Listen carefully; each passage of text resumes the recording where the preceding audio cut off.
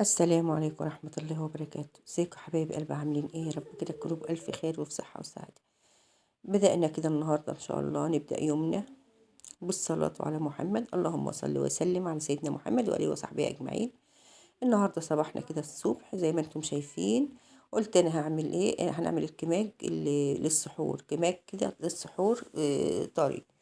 ومش هقول لكم يعني هو دقيق قامح، بس هيبقى احلى من اي دقيق. جميل جميل.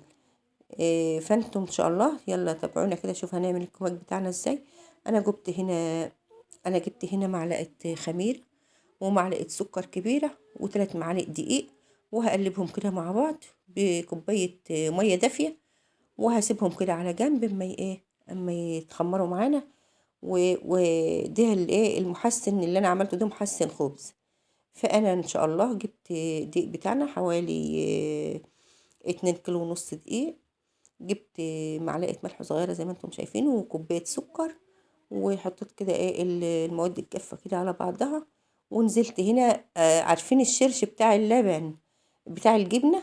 انا كنت عيناه في الفريزر وطلعته فك ودفيته، وهعجن بيه احلى كماج هتشوفوه ان شاء الله.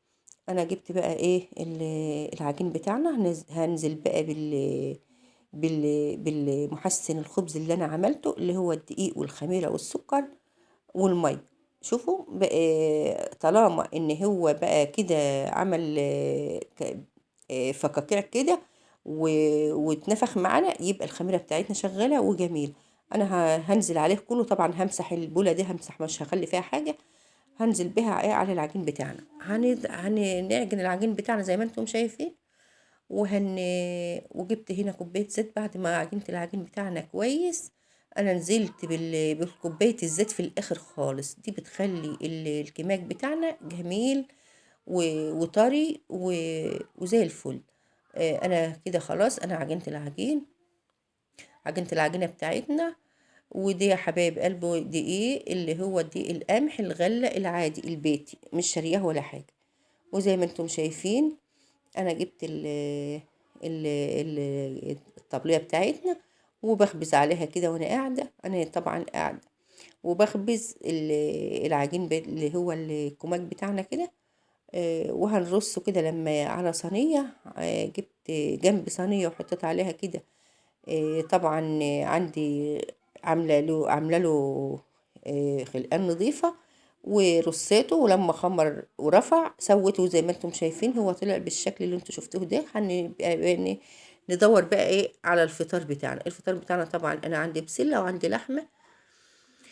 ان شاء الله هنعمل الفطار بتاعنا. طبعا انا سويت اللي هو الكماج، سويته وطلعته من الفرن زي ما انتم شايفين. طبعا شفتوه حبايب قلبي. وهنسيبه كده على جنب.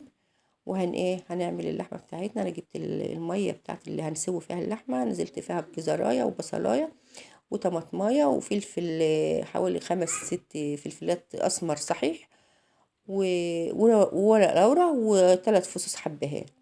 وننزل بقى باللحمه بتاعتنا، كنا غاسلينها. وهنزل باللحمه بتاعتنا كده زي ما انتم شايفين. ودي معلقه سكر. المعلقه السكر دي بتسوي اللحمه بتاعتنا وبتخليها تستوي بسرعة، وبتبقى في طرية وزي الفل، مش ناشفة ولا حاجة. جبت بقى هنا اللي هنطبخ بقى البسلة بتاعتنا. نزلت بالبصلاية بعد ما نزلت بشوية زيت كده سخنوا معانا.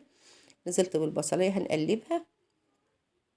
هنزل بقى بالبصلاية كده ونقلبها لما تاخد لون. وهنزل بقى بالبسلة بتاعتنا كده زي ما انتم شايفين. نزلت بالبسلة. البسلة طبعا كانت متفرزة، كيسين بسلة. وهنطبخ بقى البسلة بتاعتنا. طبعا براحتك، عايزة بقى تعملوا رز أبيض، تعملوا رز بشعرية، ده حاجة ترجع لك انت. طبعا هنطبخ البسلة بتاعتنا. هنهدي عليها النار ونسيبها كده تستوي شوية كده في يعني لما تفك معانا وتستوي كده. هنهدي عليها النار خالص. وبعدين هننزل بالطماطم. انا كنت ضاربة شفشق طماطم. وده حبايب قلب الفطار بتاعنا جهز معانا هون، وبألف هنا وشفا. وما تنسوش حبايب قلبي لو وصلتوا لعند كده اللايك والاشتراك في القناة، في قناتي قناة أيام حلوة مع ماما وسلمى 2.